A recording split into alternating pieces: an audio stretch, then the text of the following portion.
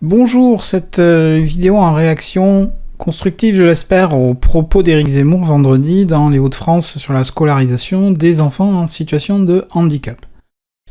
Alors vous serez peut-être déçus parce que ça n'est pas une vidéo clash ou polémique sur des propos inacceptables.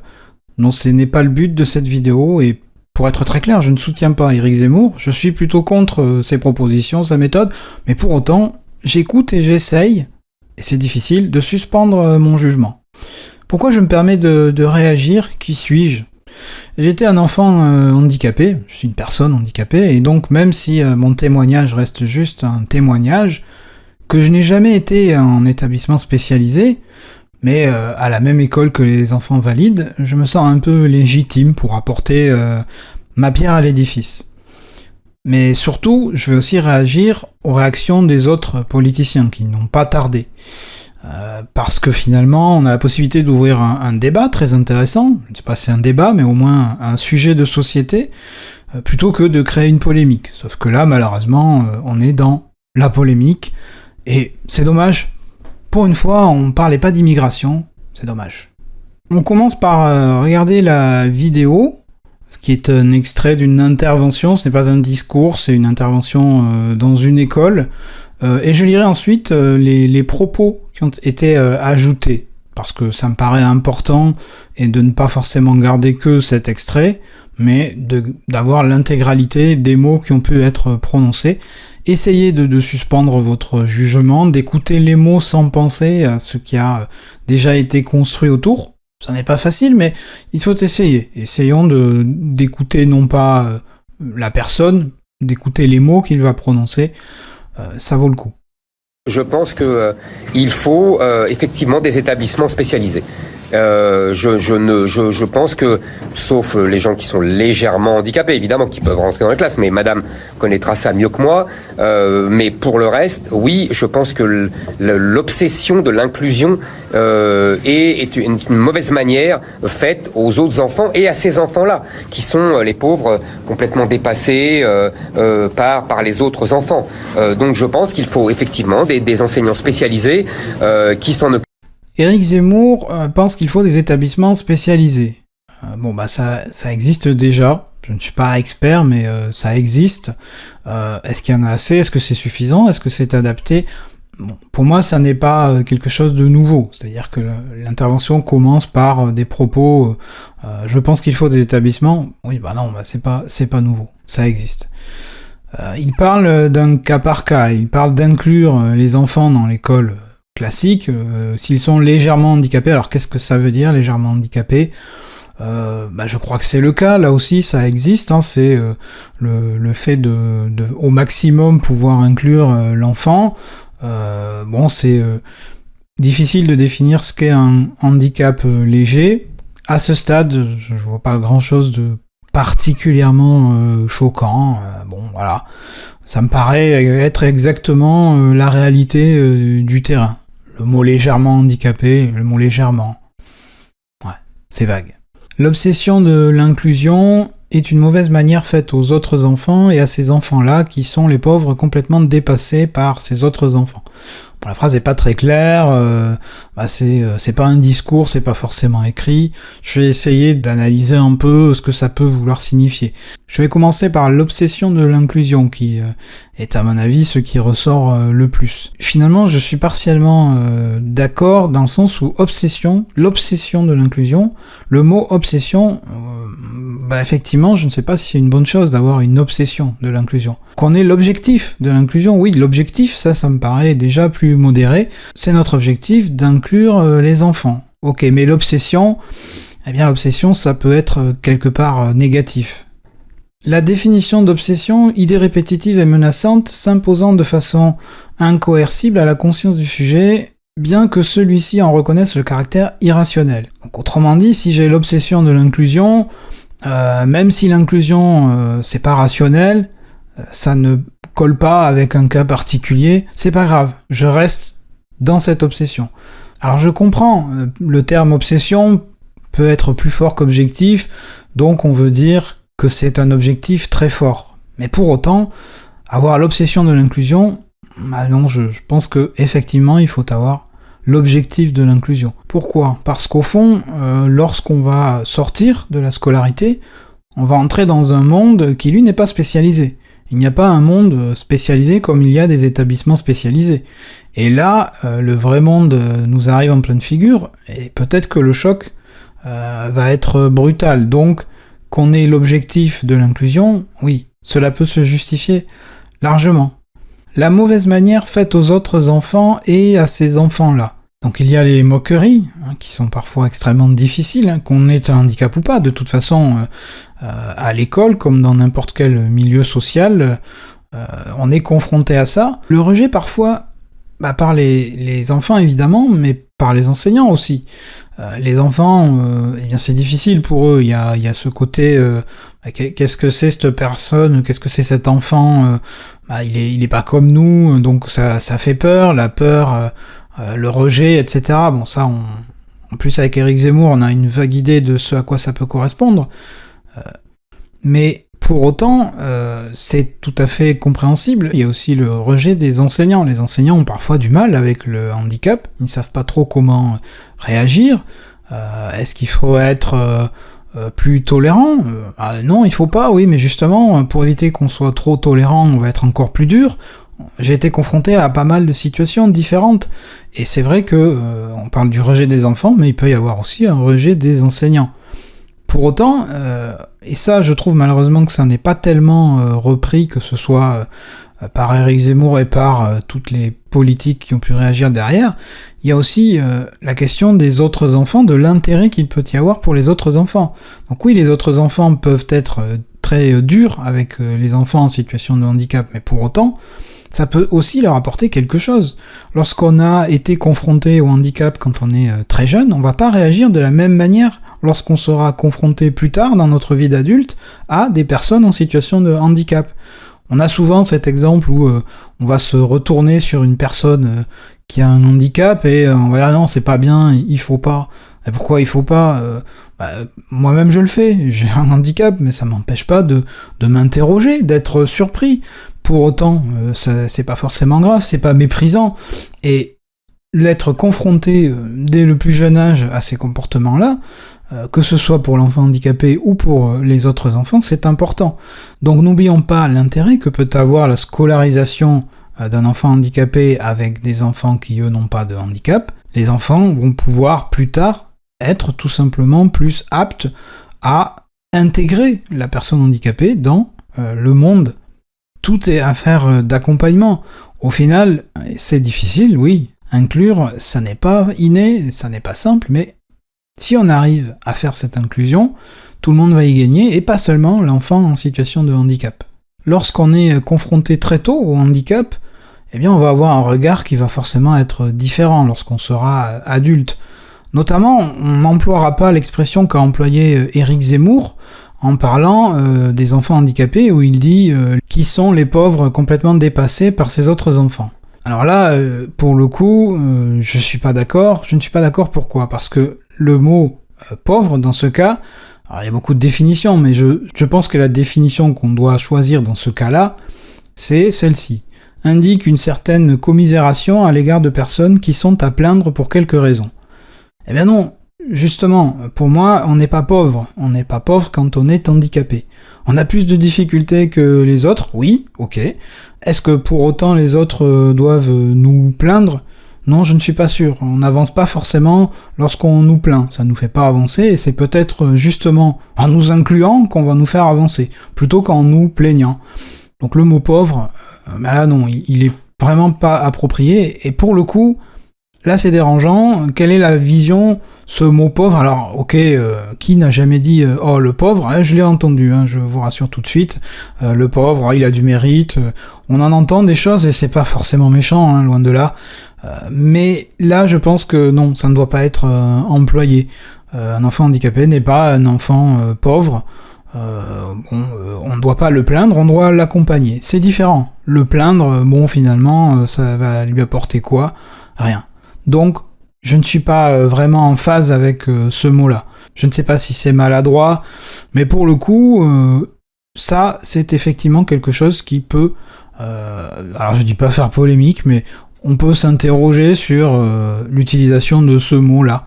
Après l'intervention, d'autres ajouts ont été faits, sûrement suite aux réactions, donc je les partage.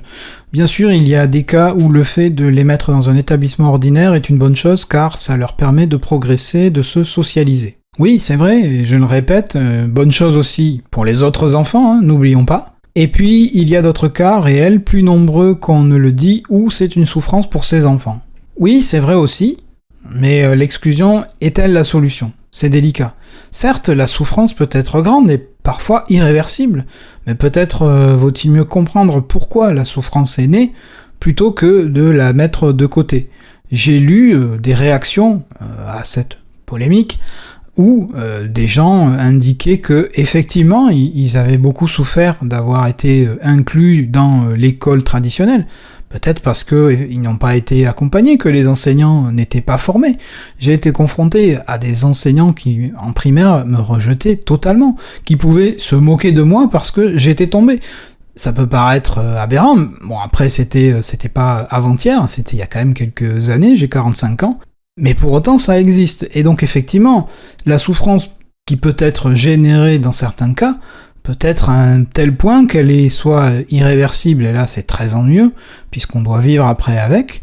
Peut-être que, dans certains cas, on peut se poser au moins la question, est-ce que ça n'aurait pas été plus facile d'avoir une scolarité avec des personnes formées ? Je suis d'accord pour ne pas oublier que ces cas existent, mais voilà, la solution, c'est laquelle ? Est-ce que la solution, c'est de considérer qu'on va mettre de côté ?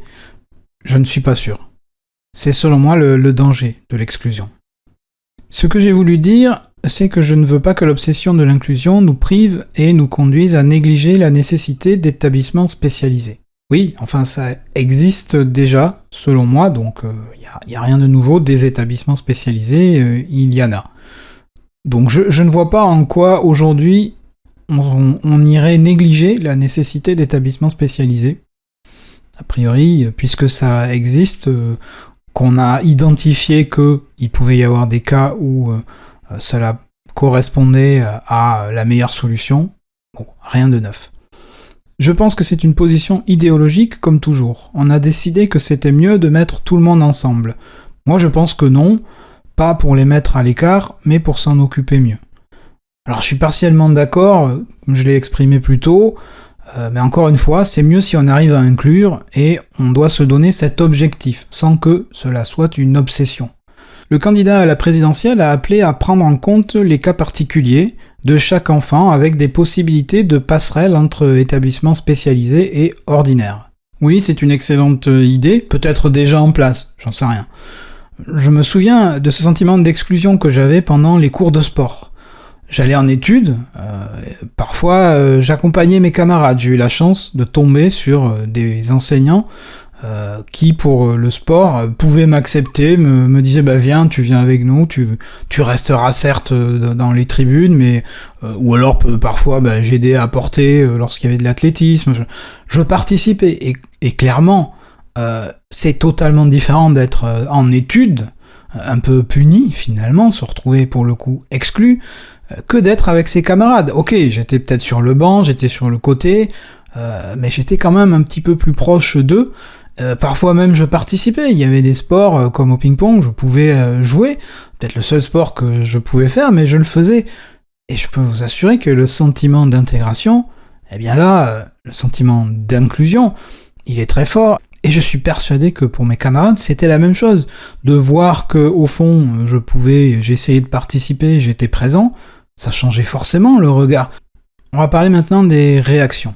Les réactions des politiques, puisqu'elles n'ont pas tardé à arriver avec, comme toujours, beaucoup de recul, beaucoup d'analyse, de mise en contexte, des propositions. Non, on cherche la polémique et c'est tout. Je ne dis pas qu'il n'y a pas matière à polémique, c'est finalement même pas le sujet, mais je pense qu'il y a matière à faire autre chose. On commence avec Sophie Cluzel, qui est secrétaire d'État auprès du Premier ministre chargé des personnes handicapées. Consterné par la vision misérabiliste et excluante qu'Éric Zemmour porte. Ça commence par les étrangers, puis les personnes handicapées. Il va aller jusqu'où ? Il pense que tout ce qui est différent doit être exclu. Ce n'est pas la société que l'on porte. Alors ce sont des propos nuancés, qui ne sont pas déformés, bien entendu, ni amplifiés. Non. Malheureusement, moi je suis finalement consterné par ce genre de propos. Qu'on puisse poser la question, qu'on puisse aller plus loin dans le débat, oui, mais est-ce qu'on va plus loin dans le débat ? Me semble-t-il, j'ai peut-être mal lu ou j'ai peut-être mal interprété, mais il ne s'agit pas d'une exclusion catégorique. Je ne crois pas avoir lu Éric Zemmour dit que les enfants en situation de handicap ne doivent pas aller à la même école que les enfants qui n'ont pas de handicap. Je ne crois pas l'avoir lu ou entendu. Il est vrai qu'en rapport avec la proposition d'Éric Zemmour, tu es étranger, tu n'es pas utile à la France, tu la quittes. J'ai eu un peu peur, je me suis posé la question, je ne suis pas étranger, mais est-ce que je serai toujours utile à la France ? Est-ce que j'aurai toujours un travail ? Et il y a des personnes en situation de handicap aujourd'hui qui ne sont pas, je mets des gros guillemets, utiles à la France. Bon, pour autant, est-ce qu'ils doivent la quitter ? Mais là, on est hors contexte, et je crois qu'on mélange peut-être un petit peu tout. Et même si je ne suis pas d'accord avec la proposition relative aux étrangers qui quittent la France s'ils ne sont pas utiles, mais peu importe, on n'est pas sur ce sujet-là. On est en train de parler d'autre chose. Donc, lorsque Sophie Cluzel dit que la proposition d'Éric Zemmour, ou la vision d'Éric Zemmour est excluante, elle est excluante si, effectivement, ce qu'il a voulu dire, c'est on sort tous les enfants handicapés de l'école publique. Mais je ne crois pas qu'il ait dit ça. Et encore une fois, je ne le soutiens pas. Ça n'est pas le sujet. J'essaye de prendre les propos et de ne pas forcément les amplifier. Marine Le Pen, Rassemblement National, choisir la brutalité systématique comme projet politique est déjà contestable, mais s'attaquer aux enfants fragilisés par un handicap, c'est une ligne rouge et c'est impardonnable. Des propos nuancés, pas déformés bien entendu, ni amplifiés. Non, sérieusement, on va retrouver quoi là ? Brutalité, attaquer, ligne rouge, impardonnable. Alors évidemment, si on considère que les propos d'Éric Zemmour, c'est d'exclure les enfants en situation de handicap de l'école publique, oui, je peux être d'accord avec le terme impardonnable. Mais encore une fois, ce n'est pas ce que j'ai compris. Et même si on est peut-être sur la ligne rouge, peu importe la couleur, on est peut-être un peu sur des propos qui méritent d'être précisés, je crois malheureusement que là, les propos de Marine Le Pen n'amènent à peu près rien au débat. On est uniquement sur la personne et pas le sujet. Damien Abad, député Les Républicains, scandaleux propos d'Éric Zemmour sur la scolarisation des enfants handicapés qu'il veut exclure de l'école en milieu ordinaire. Cette ségrégation à tous les étages est une honte absolue. Oui, nous devons avoir l'obsession de l'inclusion. Je demande des excuses publiques. Moi, je pense que j'aurais aussi réclamé le rétablissement de la guillotine, mais bon. Alors on est face à des propos nuancés, pas déformés ni amplifiés, de nouveau. Bon, l'obsession, on en a parlé, l'obsession de l'inclusion, obsession, je ne sais pas, je suis quand même très mitigé sur le terme, l'objectif, mais l'obsession, ça m'ennuie qu'on parle d'obsession. Donc, là aussi, il veut exclure de l'école en milieu ordinaire les enfants handicapés. Je n'ai pas compris ça. Peut-être qu'il y a effectivement le terme légèrement handicapé. Qu'est-ce que ça veut dire ? On alimente avec violence la polémique. Je ne dis pas qu'on ne peut pas ressentir de la violence dans les propos d'Éric Zemmour. Mais pour autant, il me semble que, peut-être que si quelqu'un d'autre avait prononcé ces mots, ils auraient été déjà pris différemment. Est-ce qu'on mérite ce genre de débat ? Peut-on débattre, ou en tout cas lancer une discussion ? Apparemment, ça n'est pas vraiment possible. Je n'ai pas forcément entendu les autres candidats parler des enfants en situation de handicap, ou du handicap de manière plus globale, parce qu'au fond, on peut peut-être aussi élever le débat, et le handicap, ce n'est pas que quand on est un enfant, le handicap, c'est aussi tout au long de la vie. Pourquoi pas en parler ? Au fond, peut-être que lui, il en parle mal, ou qu'en tout cas, ces mots peuvent être interprétés, qu'on a la sensation, ou en tout cas qu'on est choqué, mais au moins on en parle. Et là, finalement, au lieu d'en parler, non, on n'en parle pas, parce que là, on va juste reprendre les mots et tout simplement dire que c'est scandaleux, que c'est inacceptable, impardonnable. Oui, mais non, le sujet, il est intéressant. On peut peut-être essayer d'en parler. Pourquoi on n'en parle pas, finalement ? Quelles sont les réponses au final, à part dire les propos sont inacceptables, impardonnables, Ben oui, mais le sujet est intéressant. Je n'ai pas été choqué par les propos d'Éric Zemmour, parce que je les ai peut-être interprétés d'une manière qui n'est pas la bonne. Peut-être que je n'ai pas lu la même chose que les autres, tout simplement, entendu et lu, puisqu'il y a eu des ajouts par la suite. Je ne suis même pas sûr qu'on apprenne quoi que ce soit. Que dit-il finalement? Il parle de choses qui existent aujourd'hui, donc rien de nouveau. Au lieu de se saisir d'un sujet de société, la place d'une personne, d'un enfant en situation de handicap, on va préférer la polémique. C'est dommage, même si on peut discuter des propos d'Éric Zemmour, et je le rappelle, je ne le soutiens pas du tout, c'est même plutôt l'inverse, mais au moins le sujet est remonté. Je suis donc plus consterné par les réactions qui ont suivi que par les propos d'Éric Zemmour. Ce sont des propos qui peut-être ne sont pas très clairs, où on peut effectivement interpréter, on peut s'interroger, veut-il exclure les enfants en situation de handicap? Je ne crois pas, je n'ai pas l'impression, peut-être que je me trompe, mais le fait est que, au lieu d'amener le débat, on amène la polémique. Et ça, c'est quand même vraiment dommage. J'ai eu la chance d'être inclus dans l'école publique. Ma mère s'est battue pour ça. Ma première directrice d'école avait échangé avec les kinés qui s'occupaient de moi. Des gens formidables. Et grâce à eux, j'ai pu intégrer, avec certes des difficultés. Et parfois, c'était violent. C'était violent pour eux, c'était violent pour moi. Ça n'était pas simple. Donc, oui, dans mon cas, l'inclusion, elle a vraiment fonctionné.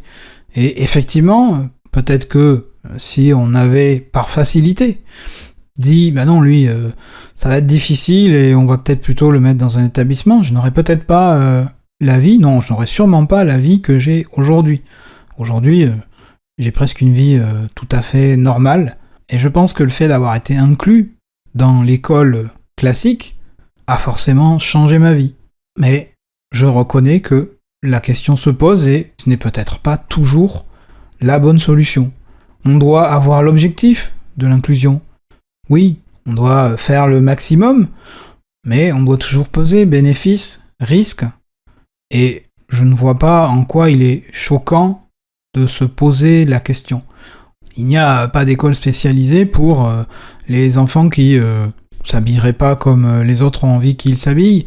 Je ne sais pas si on arrivera à sortir de ce mode de fonctionnement de polémique à tout va, sans finalement parler du fond, toujours essayer de ramener ça à quelques mots, quelques expressions, alors que là, il y avait un vrai sujet. Je suis très déçu parce que je disais justement il y a quelques semaines, c'est marrant pour l'instant dans la campagne, le sujet du handicap qui en général est un sujet évoqué, on l'a pas eu cette fois. Bon bah là, on commence à l'avoir, mais c'est raté, on ne l'aura pas. Non, on aura la polémique, mais on n'aura pas le sujet. C'est dommage. Et il y en a d'autres des sujets, parce qu'il n'y a pas que l'immigration, heureusement, mais on n'en parlera pas. On parlera de la polémique. C'était ma pierre à l'édifice, voilà. C'était mon témoignage, ça reste un témoignage, ça n'a pas une grande valeur, contrairement à ce que les médias ont tendance à penser. Un témoignage, c'est un témoignage. Je n'ai pas forcément de chiffres de combien d'enfants aujourd'hui sont dans les établissements spécialisés, combien souffrent d'être dans les établissements non spécialisés. Non, je n'apporte que mon témoignage. Merci de l'avoir regardé en tout cas.